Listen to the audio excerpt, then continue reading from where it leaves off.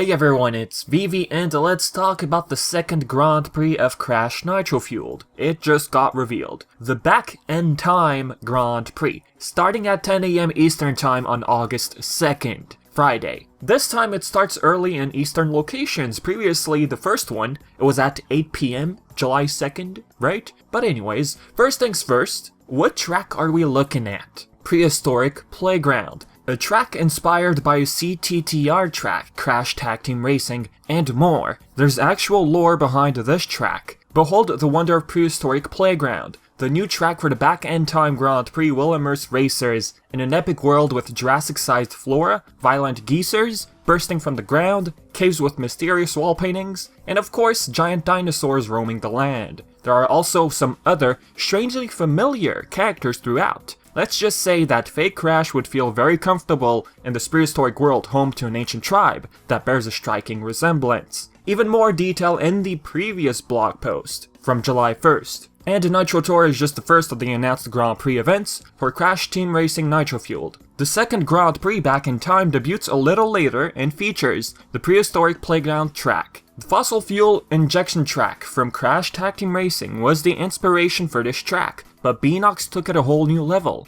They wondered what would happen if fake Crash got his hands on Entropy's staff and went back in time with it. The results are Prehistoric track with a whole load of fake Crash flair to it. And they are absolutely correct with that statement. From fake Crash brushing a dinosaur to dinosaurs with fake Crash eyebrows and teeth. There's Entropy's staff on the start-finish line, by the way. I don't know if you noticed that. IGN posted full gameplay of Prehistoric Playground. The track looks very vibrant, decently length. They're using Baby Coco in this gameplay, and Baby Crash.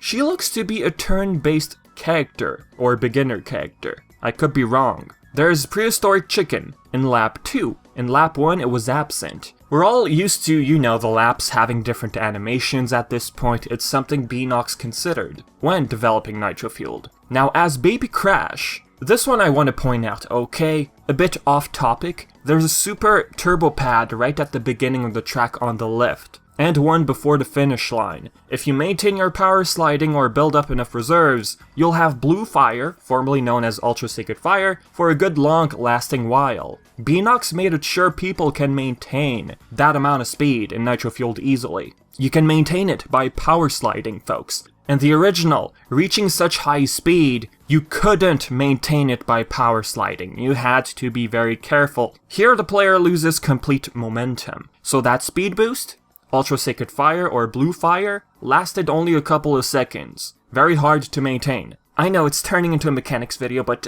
it's still fun to locate the STPs, short for Super Turbo Pads. This cart appears to be the Mammoth cart. It's a theme for, this upcoming Grand Prix. It looks so cool. Baby T is the star of this second Grand Prix, as predicted. You unlock him in the bronze tier. Fairly easily unlockable, I'd say. His model looks even better than the one from NST. Absolutely nailed it, Beanox. Of course, with this new Grand Prix comes extra characters. This rift in space-time continuum, according to Beanox, brings Baby Crash and Baby Coco. Their designs, I'm not a fan, okay? That's all I want to say. Especially Coco, like, what have they done to you? I wonder if they'll get skins. Since, the Nitro Squad had their own racer skins in the previous one. What do you think? Next, here's a better look at all the goodies from the upcoming Grand Prix. One difference I can already see, instead of the names for the rewards, we have the actual icons. Oh, and Tarna's missing paint set from the old screenshots we got, it's now part of this Grand Prix. As for the carts, we got the Nostalginator, Coco's first cart from CTTR, we got the Probulate 2000,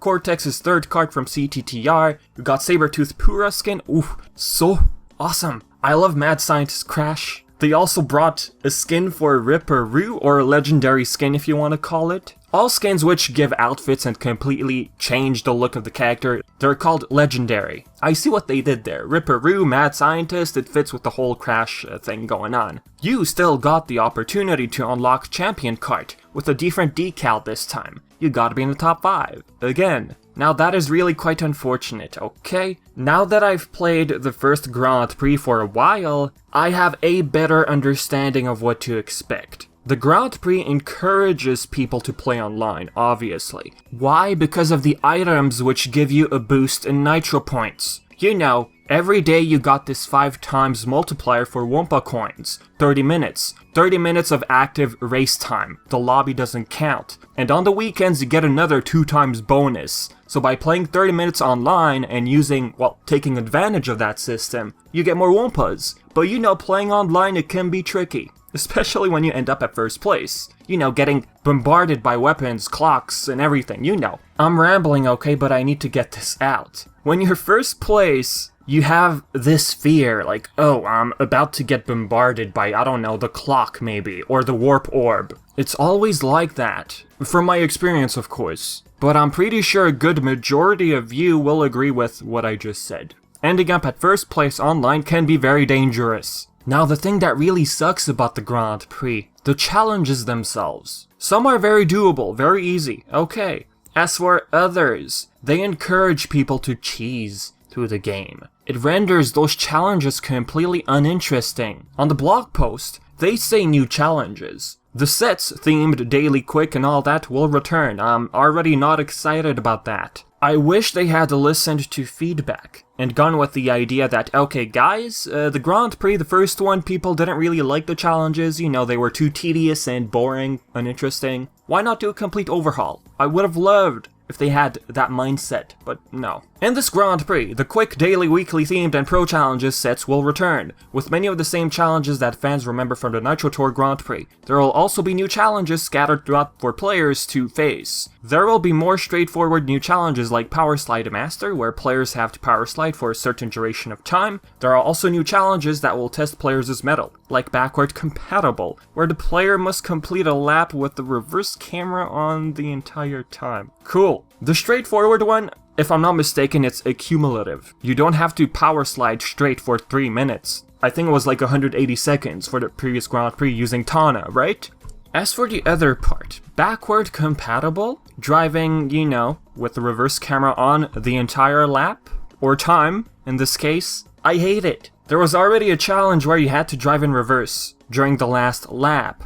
And to do so, to achieve that, you had to set the number of laps to 7. I heard that people did it within 5 laps. The trick to that is you have to power slide as much as you can. You have to maintain a high speed throughout the whole race, well, until the last lap. This, I'm still talking about the old version of backward compatible. And I was using the 7 laps method. You had to get ahead of the players for like almost 2 laps in order to complete that challenge. If you got 50% boost, make sure to use it then. Don't use it early on. Well, don't complete the challenge early on. Make sure you have enough boost in Nitro, so it feels more satisfying to you, alright? Keep that in mind, folks. So with this backward compatible challenge, I'm already thinking of Coco Park or Roost Tubes, you know, short tracks. Cause your fingers will get tired, you know, keeping the reverse camera on the entire time. I can already hear stories where people tape their shoulder buttons like it's n.time. Kamikaze is back. This one is so hard to do. Luck-based, unless of course you plug a second controller where you have a player who doesn't move, and you take advantage of that.